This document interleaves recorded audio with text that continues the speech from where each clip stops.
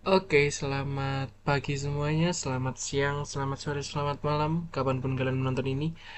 Oke, pada hari ini kita akan masuk materi yang cukup kontroversial, cukup sulit dimengerti karena banyak kesalahan yang terjadi, banyak bug yang terjadi ketika kita eh, menerapkan materi ini. Materinya adalah form, ya, formulir. Ya, kalian tahu tuh form ya. Kalau di dunia nyata formulir kan yang kita isi-isi itu nama, tempat tanggal lahir, dan lain sebagainya. Nah, sebentar lagi kita akan mempelajari tentang formulir dan bagaimana penerapannya pada HTML dan apa saja atribut-atribut atau eh, hal-hal yang perlu diperhatikan dari penginputan formulir ini. Nah, pertama-tama fungsi dari formulir itu adalah sebagai sarana input input data, ya, sesuai dengan namanya formulir. Kalau kalian ke toko-toko, ke pos-pos, surat pos, kalau kalian ngisi formulir di bank, itu kan tujuannya untuk mengisi data kalian kan, nama, tempat tanggal lahir, dan lain-lain. Nah, kurang lebih formulir yang ada di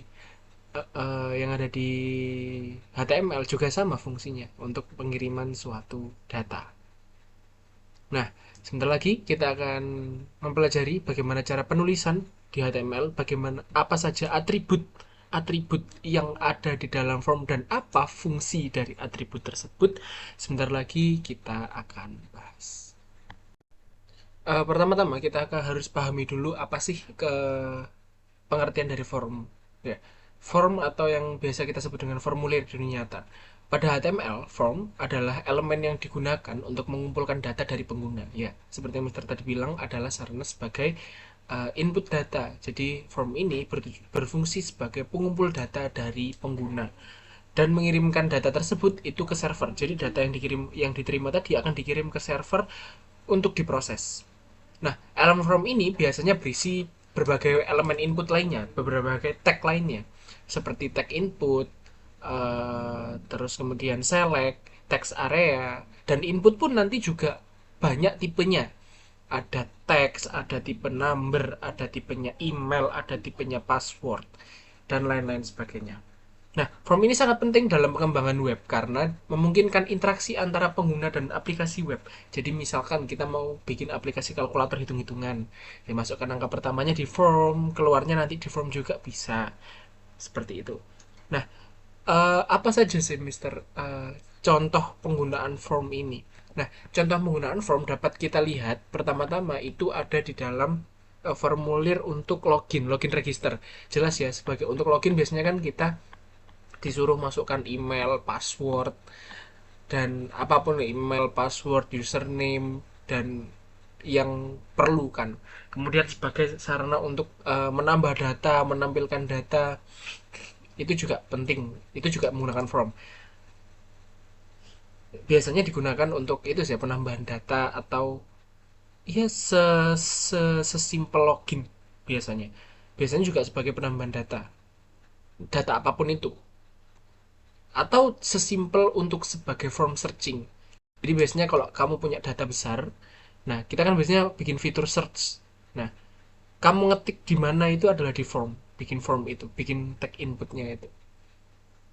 Itu adalah salah satu contoh sederhana dari penggunaan form dan pengertiannya. Oke, jadi setelah kita paham bagaimana pengertian form dan bagaimana penggunaannya, nah sekarang kita akan buka project kita. Ya, pertama-tama jelas ya, masuk ke foldernya dulu. Nah, di sini mungkin banyak yang bertanya, bagaimana caranya kita buka kode VS Code di VS Code dan juga di foldernya secara bersamaan biar tidak tidak boros waktu. Nah, caranya langsung saja kalian masuk ke folder belajarnya, folder HTML-nya. Kalian ketik, masuk ke foldernya. Di sini Mister ada di folder belajar, kemudian Mister masuk ke foldernya. Nah, kemudian kalian klik yang atasnya itu, navigator barnya. Setelah kalian klik, kalian ketik namanya CMD. Kalian ketik CMD seperti itu. Setelah kalian ketik CMD, kalian enter dan akan muncul jendela warna hitam seperti ini. Akan muncul window warna hitam seperti ini. Ini adalah command prompt kita. Nah, di command prompt ini kalian ketik code spasi titik. Terus kemudian kalian enter. Nah, dengan demikian VS Code akan terbuka dan VS Code akan terbuka dan membuka semua file-file yang ada dalam folder tersebut.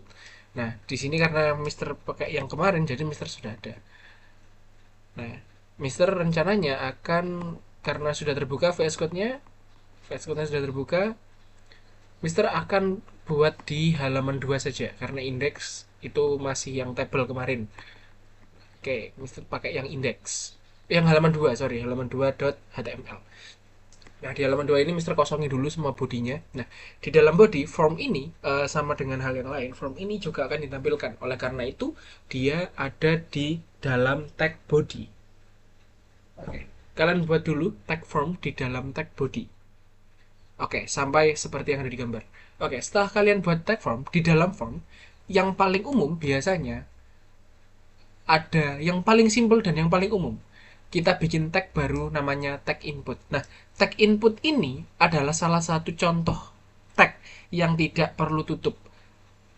Jadi dia one line tag gitu. Tanpa ada, nggak perlu tutup. Artinya kalau dia nggak perlu tutup, dia itu tidak bisa diisi apa-apa.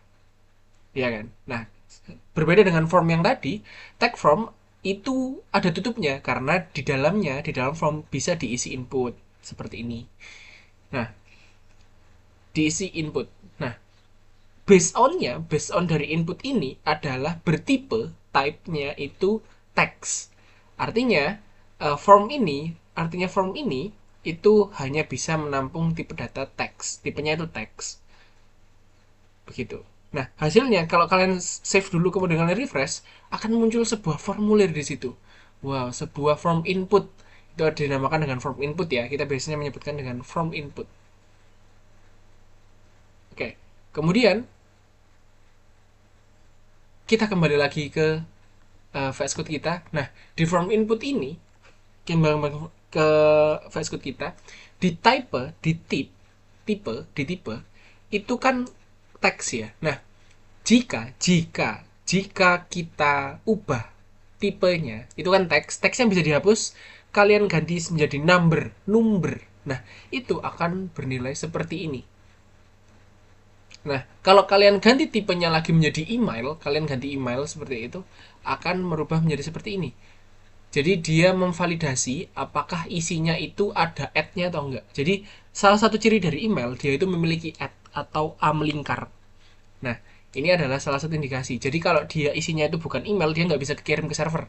Dia harus bernilai ada add-nya dulu. Baru bisa diindikasi sebagai email. Kemudian kalau kalian ganti tipenya menjadi password, nah ini biasanya dibuat untuk login. Kalau kalian ganti tipenya untuk password, akan muncul form seperti ini. Jadi kalau kalian isi datanya itu munculnya petik gitu. Nah, ini artinya password dia itu nggak boleh dilihat oleh siapapun. Gitu. Ini untuk tipenya password. Kemudian, kalau jika kalian menggunakan tag select. Jadi tag select akan ada contoh seperti ini. Ini adalah tag select namanya. Nah, untuk name dan ID kalian bisa tulis aja seperti itu. Sebentar lagi Mister jelaskan apa itu tag apa itu atribut name, nama dan ID yang ada di dalam tag select. Nah, untuk select kalian bisa kasih contoh seperti ini. Jadi select akan membungkus option-option yang ada di dalamnya. Kenapa option itu tidak one line seperti output? Kenapa select itu ada tutupnya, Mister? Nah, karena di dalam select itu optionnya bisa banyak. Kalau input kan nggak bisa. Input ya isinya cuma itu aja. Kalau option tidak, dia benar-benar pilihan. Banyak pilihannya. Nah, hasilnya akan jadi seperti ini. Ini adalah hasil dari tag select. Nah, di tag select ini ada yang namanya atribut value dan juga ada tag option yang memiliki atribut value. Nah, tag option ini ya menampilkan pilihannya, opsinya apa aja. Nah, value ini adalah nilai dari pilihannya. Jadi misal andaikan kita ganti-ganti nih, di value-nya kita ganti pilihan satu. Tetapi di teksnya di sebelah kanannya itu kita ganti pilihan aja. Ketika dia dikirim itu akan sesuai dengan value-nya, berarti pilihan satu begitu. Jadi value ini adalah indikator resmi dan final dibanding tag sampingnya begitu. Nah, kemudian ada yang namanya text area. Wih, apa sih itu text area? Text area adalah sebuah teks bebas dimana kamu bisa enter kan, kamu bisa uh, atur ukuran kanan kirinya. Itu adalah teks area dan isinya itu bisa macam-macam. Biasanya itu berisi tulisan, teks berisi nama, number juga bisa, atau teks panjang. Jadi untuk membedakannya biasanya gini, untuk input bertipe teks itu tulisan singkat. Kalau teks area tulisan panjang, biasanya bernilai paragraf. Paragraf tuh pakai teks area. Kemudian untuk kodenya kurang lebih seperti ini. Ini kode finalnya. Jadi kalau kalian ikuti semua step by step yang seperti barusan, kode finalnya kurang lebih seperti ini. Dengan name dan ID ya. Nah, untuk name dan ID sebentar lagi mesti jelaskan. Ini adalah tampilan full code di dalam tag form. Nah, hasilnya seperti apa, Mister? Hasilnya akan seperti ini. Ini adalah hasil dari kode yang barusan kalian lihat. Nah, kemudian Mister lupa ada tambahan tag, ada tambahan input, tipe input. Pertama ada tipe input checkbox dan input tipe radio. Nah, apa sih bedanya input checkbox dan radio? Di input checkbox itu dia itu bisa kita pilih dua-duanya. Jadi dua-duanya itu bisa kita checklist secara bersamaan. Jadi kalau yang kiri ke checklist, yang kanan bisa ke checklist. Tetapi kalau radio button atau yang bawah, yang radio button itu tidak bisa dua-duanya. Jadi harus salah satu. Itu benar-benar biasanya ini dibuat di aplikasi-aplikasi pilihan ganda, dimana ketika hanya bisa milih satu, nggak bisa milih dua, gitu. Itu untuk radio button dan checkbox. Jadi dengan itu semua kita bisa simpulkan full code-nya adalah seperti ini ditambah dengan ini yang ada tetap di dalam tag form.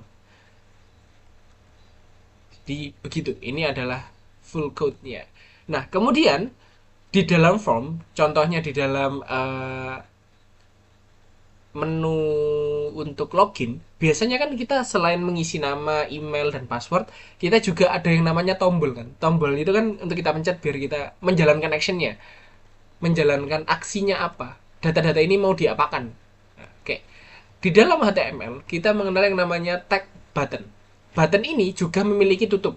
Jadi dia bukan one line code, dia memiliki tutup. Artinya ini bisa diisi. Nah, nama tombol yang ada di sini itu akan muncul di dalam tombol yang seperti ini ya. Jadi tombolnya ini namanya apa nih? Nah, tombol ini nanti juga memiliki atribut name dan juga atribut ID jika diperlukan.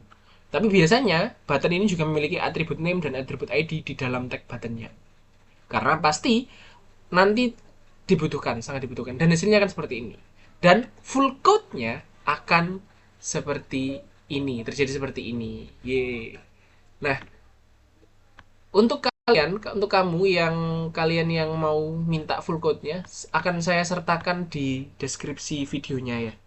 Oke, seperti itu. Nah, selain tag name dan ID, pertama-tama apa sih itu tag name, Mister? Name itu buat apa sih, Mister? Nah, tag name dan ID sesuai dengan namanya name, artinya sebagai nama dari sebuah form. Dia adalah sebagai tanda pengenal, termasuk ID. ID juga sebagai tanda pengenal. Misalkan Mister punya form username dan password yang seperti contoh. Nah, tag username, input username, Mister akan beri nama, beri name, username.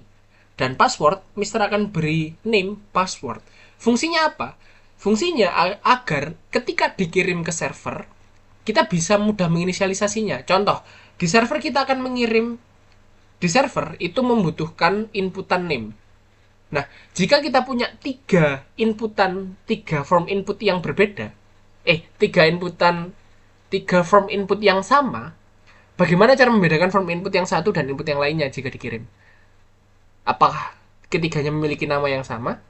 Seharusnya tidak bisa memiliki nama yang sama karena nama bersifat unik. Contohnya Mister namanya Stefanus, Lionel namanya Lionel. Ini sebagai pembeda antara form input satu dan form input lainnya. Jadi nggak boleh disamakan. Kalau sama pasti tempuk, pasti jadi satu dan itu akan merusak kode. Nah, jadi tag nama, tag name dan ID ini sebagai tanda pengenal. Nah, jadi masing-masing elemen diberikan ID. tidak boleh diberikan ID yang sama. Nah, karena nantinya server akan memilah sesuai namanya.